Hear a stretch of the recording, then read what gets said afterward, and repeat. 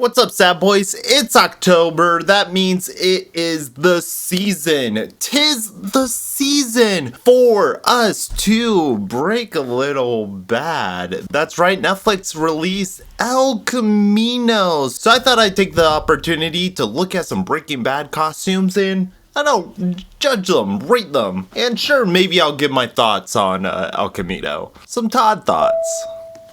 Theme song? Todd thoughts, Todd thoughts, Todd thoughts. And we're back. This is the only yellow shirt I actually own. I also have my 7 seconds beanie here. Make me look very chemotherapy. So let's get a little bit of that hairline in there. Fuck. Halloween's a weird time. I love everything about the holiday, but I don't like the way that people celebrate it. Whenever a popular theme gets translated to costumes, I find the translation usually off-putting, inaccurate, or condensed. Rasta and pasta. Breaking Bad hazmat suit. One size 68 to 75 inches, chest between 42 and 48, waist 35 to 40. This runs a little big. My chest size, probably around 40. Waist size around 30. How many inches is 6'1"? And I'm about 73 inches, so I'm within the right height, but I guess I just don't have the build of Walter White. How tall Bryan Cranston? Hold on, that's gonna be embarrassing if I spelled it wrong. 5'11". Aaron Paul is shorter than that. So this costume's definitely not supposed to fit people that are actually the shape and size of the characters. It's $31 plus $11 for shipping.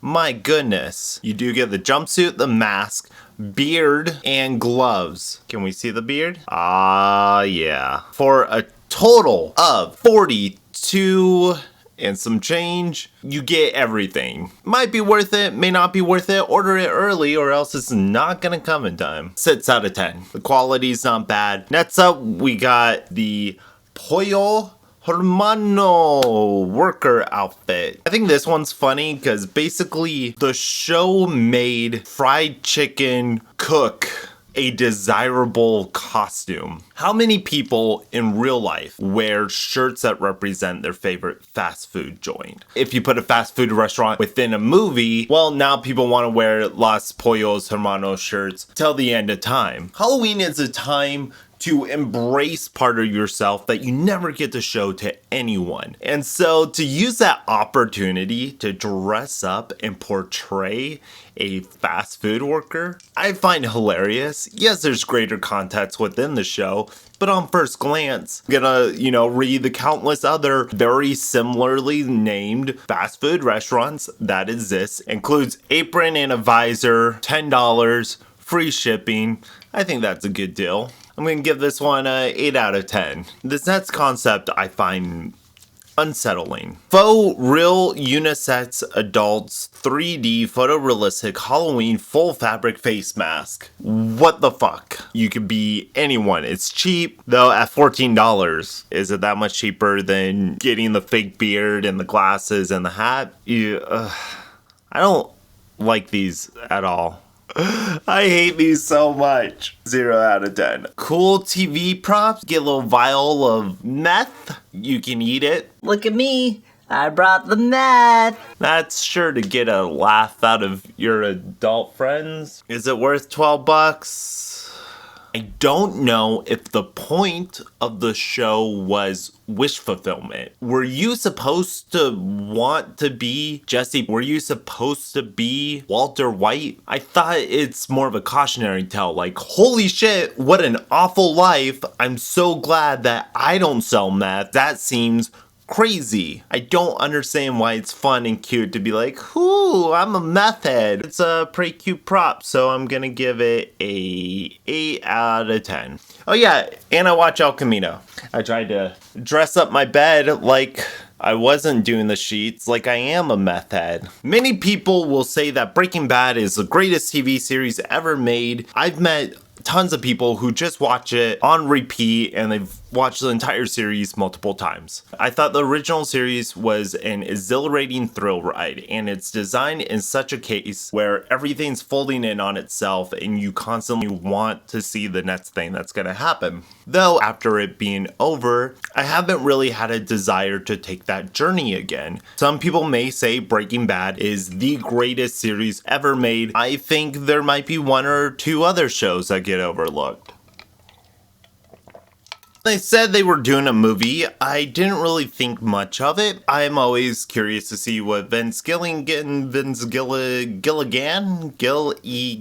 what would he do with a 2-hour narrative self-contained within itself? This felt very much to me like an appendage, an epilogue onto the original series, it taking place right after the ending of the original series over 1 or 2 days, really. Jesse escaping, Jesse finding a new life. Handled much more gracefully, I might say, than how some other shows handled a sort of similar thing. The attention to elevate the show in terms of cinematography, in terms of lighting, the music is wonderful. Dave Porter did a beautiful job on the score. I can't say I remember the score from the original series or Better Call Saul as anything special, but in this movie it really stood out. Of course, Aaron Paul was wonderful as Jesse. I think the number one thing I really liked about this movie, it dealt with how all the bullshit, all the crazy things that Jesse had been through, how that would affect him and his decision making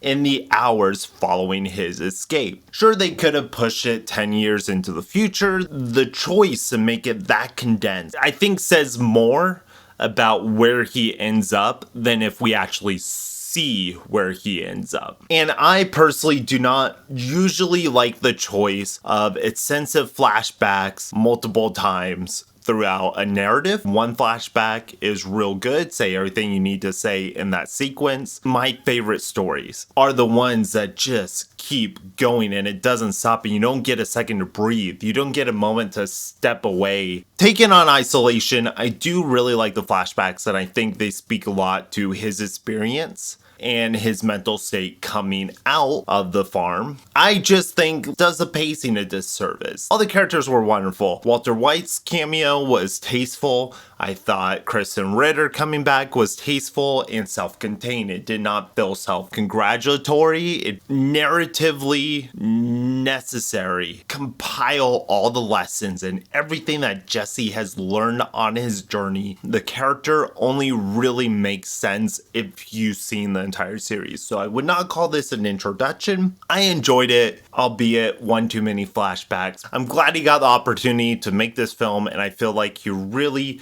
wanted to give Jesse the love and attention that he felt for the character, and it has a nice bit of finality to it. Those are my thoughts. That was Camino. Thank you for watching. Please check out my Joker review. That is up. Should have pointed over here for the Joker review. Please check my music reviews. I just did one for Blink-182-9. There it is. And I appreciate all of you for watching this. I'm Grayson Todd. Stay posy, everybody. Toodles.